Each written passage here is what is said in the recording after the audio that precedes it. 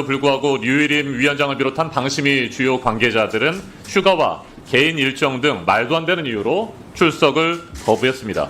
국회의 권위를 무시하고 무조건 버티기만 하면 진실을 가리고 한없이 추하고 추한 그 자리도 지킬 수 있다는 착각과 오만함을 다시 여지없이 드러내고 있습니다. 공권력은 류일임 방심위원장의 민원 사주, 청부 민원을 세상에 알린 한 용기 있는 공직자에게 칼 끝을 겨눴습니다. 이 나라의 민주주의와 법치를 파괴한 명백한 정권 하명 수사라고 생각합니다. 국민과 정의의 편에 서야 할 책임을 져버리고 권력자의 도구로 전락한 경찰을 강력히 규탄합니다.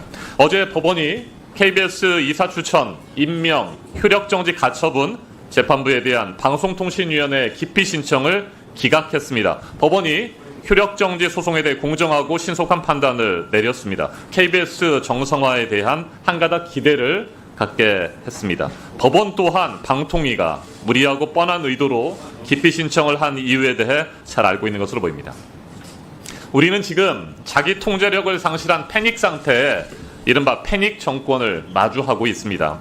사람이 위험에 처하면 어떻게 됩니까? 본인의 감정을 제대로 조절하지 못하고 이성적이고 객관적인 판단도 내리지 못합니다. 우리는 이것을 패닉에 빠졌다고 말합니다. 민심을 잃은 정권은 언제나 사정 드라이브를 통해서 반전을 꾀하려고 합니다. 당장은 국민의 관심을 딴 곳으로 돌릴 수 있다고 생각하겠지만 이는 권력의 착각입니다. 무리한 수사와 비극적인 정치 보복, 짓밟힌 인권의 현장을 우리 국민들께서는 똑똑히 보고 기억하고 심판합니다.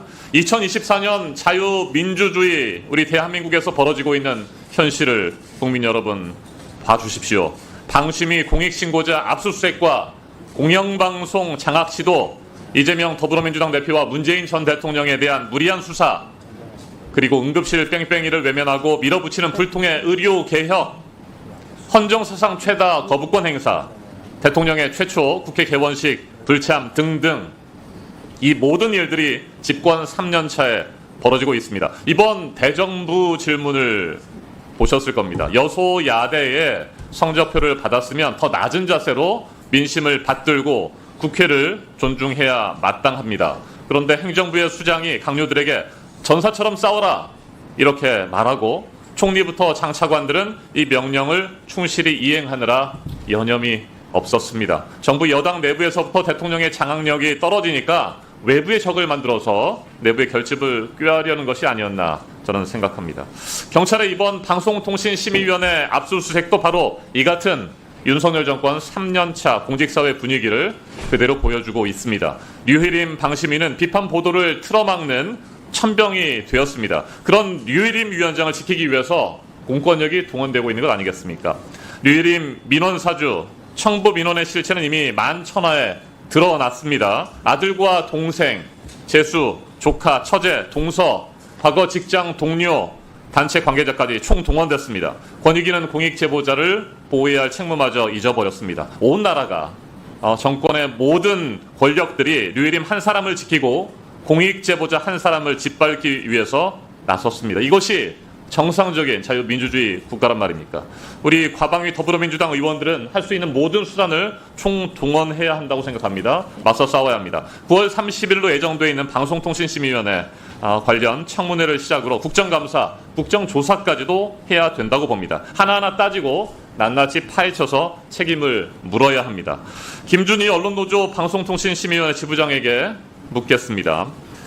서울경찰청은 앞서 동료 의원들께서 지적한 대로 2차례나 압수수색을 실시했습니다. 압수수색을 한 물건들에 대해서도 논란이 있고 과도한 압수수색 집행에 대한 불만의 목소리가 높다고 들었습니다. 어떻습니까? 선택적 수사, 편파적인 수사를 하는 것에 대해서 기본적으로 경찰 수사를 신뢰하기 어렵고요. 네. 저는 서울경찰청에서 이제 뭐 수십 명이 나와서 이렇게 압수수색을 하는데 이분들도 뭐 위에서 시키니까 하는 거겠지라고 생각이 들면서 한편으로는 딱하다는 생각도 좀 들었거든요. 근데 가장 말도 안 된다고 생각하는 거는 양천경찰서에서 지금 8개월째 아무것도 안 하고 있는 것. 네. 이것이 가장 억울하기도 하고 경찰이 이래도 되나 그런 생각입니다. 네. 언론 노조 등 4개 단체가 처음 류일임 위원장을 직권 남용 혐의로 고발한 것이 지난해 11월이었잖아요. 네. 네. 그로부터 지금 얼마입니까? 네. 10개월 양천경찰서에 고발이 3건 네. 접수되어 있습니다. 네, 그랬죠. 1월 18일, 올해 1월 18일에도 또 민원사주 의혹 그리고 이해충돌 방지법 위반과 관련해서 고발을 했고요. 이렇게 여러 차례 고발했고 우리 더불어민주당 차원에서도 고발을 하지 않았습니까? 이렇게 고발을 했는데도 말씀하신 것처럼 양천경찰서가 손을 사실상 놓고 있다 이렇게 볼 수 있습니까? 그렇게 생각합니다. 왜 그렇다고 보십니까? 그거는 제가 알 수 없습니다. 네. 제가 앞서 말씀드린 것처럼 공익 제보자 탄압하고 입틀막 하고 류일임 위원장은 그냥 그대로 봐주겠다 뭐 이런 생각 아닐까요? 권력의 눈치를 보고 있기 때문에 네. 그렇지 않을까 생각을 하는데요. 대통령과의 인연이 있느냐 없느냐 여부에 따라서 대한민국 공권력이 동원되는 방식이나 방향이 지금 결정되고 있다라고 생각합니다. 네, 김준일 지부장께서 참고인 조사를 받은 적이 있죠. 양천경찰서에 네. 지난 2월 2일 그리고 최근 9월 5일에 참고인 조사를 갔다 왔습니다. 어떤 것들에 대해서 조사하던가요? 2월 달에 조사할 때는 이 사건 전반에 대해서 광범위하게 질문을 하고 네, 작년 9월 14일 종편팀장의 보고 내용 그리고 9월 27일 직원이 왜 회피하지 않으십니까? 라는 게시물을 올린 경위 제가 상세하게 설명을 했습니다. 그 당시에 수사관은 본인은 수사 의지가 있다라고 말하고 류일임 씨를 압수수색할 것처럼 이야기를 했습니다. 그래서 저는 약간 기대를 했었는데요. 그리고 나서 지금 8개월, 7개월 동안 아무 연락이 없었습니다. 그래서 8월 말에 시민단체와 노조가 함께 양천경찰서 앞에서 그 수사 방치, 수사 지연을 규탄하는 기자회견을 했었는데 기자회견 하고 나니까 바로 또 연락이 오더라고요. 그래서 또 참고인 조사를 받으신 거죠? 네, 이번에 네. 갔는데 가서 수사 의지가 없다라는 것을 저는 확실히 느꼈습니다. 네, 양천경찰서 수사 담당자가 처음에는 수사 의지가 있는 것으로 보이고 류일임 위원장에 대한 압수수색도 실시하겠다는 어떤 뉘앙스의 얘기를 했다고 한다면 그 수사 의지가 꺾였다고 봐야 되겠군요? 그렇게 생각합니다. 네, 왜 누가 그 수사 의지를 꺾었을까요?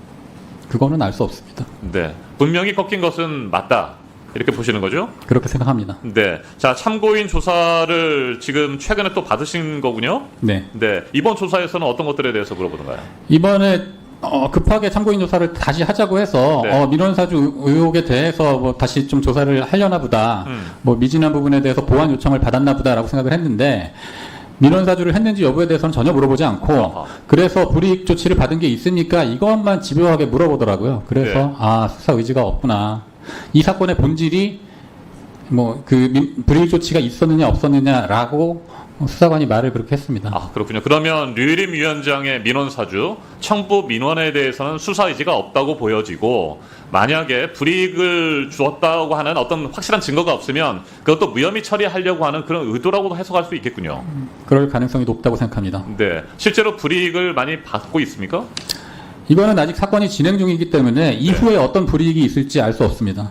네, 서울경찰청과 양천경찰서의 모습이 너무나 상반되는 것 같습니다. 네. 네, 서울경찰청은 지금 공익신고자를 색출하는 작업이 혈안이 돼 있는 거 아닙니까? 그렇게 생각합니다. 네, 그래요. 자, 수사 개시 시점에 서울경찰청장이 조지호 청장이었잖아요. 네. 네, 이분이 경찰청장으로 승진을 했군요.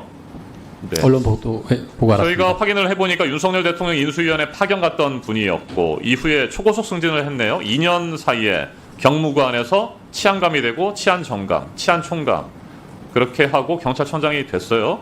네, 이렇게 초고속 승진을 했는데 참고인 어떻게 생각하십니까? 아까 말씀드렸다시피 선택적 수사, 편파 수사라고 생각을 하고 정말 대통령과 인연이 있느냐 없느냐가 이 사회 공적인 시스템에 영향을 이렇게 줘도 되는가 좀 한심하다고 생각합니다. 앞으로 경찰 수사에 희망이 있습니까? 지금 별로 희망을 가질 수 없는 상황인 것 같습니다. 그러면 어떻게 하실 겁니까? 우선 공익신고자 색출을 위한 수사는 아마 기소가 될 것으로 예상을 하는데 법정에서 당당하게 무죄를 밝히겠습니다. 네, 수고하셨습니다. 잠시 주목해 주시기 바랍니다. 구독자분들에게 특별한 선물을 준비했는데요. 제가 항상 여러분들 때 강조드리는 말씀이 있습니다. 이슈와 뉴스만 꾸준히 챙겨오셔도 충분히 돈을 벌 수 있다고 말씀드리는데요. 여기 보이시는 채널의 영상을 보시면 어떤 생각이 드시나요? 그냥 내 보이시는 뉴스와 영상만 보시고 아무 생각이 없으신가요? 그렇다면 저는 잘못된 것이라고 말씀드리고 싶습니다. 그 이유가 무엇이냐면 제가 8월 초에 뭐라고 말씀드렸나요? 지금은 바이오에 관심을 가져야 한다라고 뉴스만 보고 넘기지 마시고 투자를 지적적으로 생각해봐야 한다고 말씀드렸는데요. 이런 스네이들과 영상을 통해서 충분히 구독자님들께도 전달이 되셨을 겁니다. 이런 바이오 이슈가 되었을 때 부자들은 어떻게 생각할까요? 바이오 관련주는 무엇이 있는지, 어떤 종목이 가장 좋을지, 어디에 투자해야 돈이 몰릴 수 있는지 자연스럽게 생각한다고 말씀드렸습니다. 지난번에 구독자분들과 함께 한 주식으로 수익 내기를 진행했었는데요. 100% 무료로 진행을 했고 이 사진을 보시면 아시겠지만 구독이라는 문자 메시지를 남겨주신 모든 시청자분들께 이렇게 바이오 관련주 중에 가장 급등할 확률이 높은 딱 한 종목을 드렸습니다. 8월 13일에 오정바이오를 추천해 드렸습니다. 여기 나와 있는 사진을 보시면 정확히 얼마에 매수하고 어떤 종목을 사야 하는지 어느 점에 팔아야 하는지 이런 부분들까지 여러분들에게 정확히 알려드렸는데요. 실제로 많은 분들께서 수익을 보셨습니다. 오른쪽을 보시면 아시겠지만 8월 13일에 오정바이오를 소개해드리고 나서 실제로 며칠이 지나지 않고 이렇게 주가가 상가가 되었습니다. 당시에도 굉장히 많은 분들이 제가 드린 이 종목으로 수익을 내셨습니다. 지난번과 똑같이 구독이란 문자를 보내주시면 이번에 이슈가 되고 있는 주식 중에 앞으로 대장주 고시를 하면서 주가가 가장 크게 상승할 한 종목을 시청자분들에게 문자로 종목명과 사고자 하는 시점을 모두 알려드리겠습니다. 이 영상을 보시고 계시는 시청자분들 중에 종목이 궁금하다 하시는 분들은 남녀노소 시간대 상관없이 이렇게 상단에 번호를 항상 남겨놓고 있습니다. 전화번호 010-802-5232 똑같이 무료 급등 주식 문자를 보내드리겠습니다. 돈을 받는 것도 아니고 투자를 대신해 드리는 것도 아니고 부담 없이 구독 문자 보내주시면 되십니다. 수익이 나신다면 구독과 좋아요 한 번씩 부탁드립니다.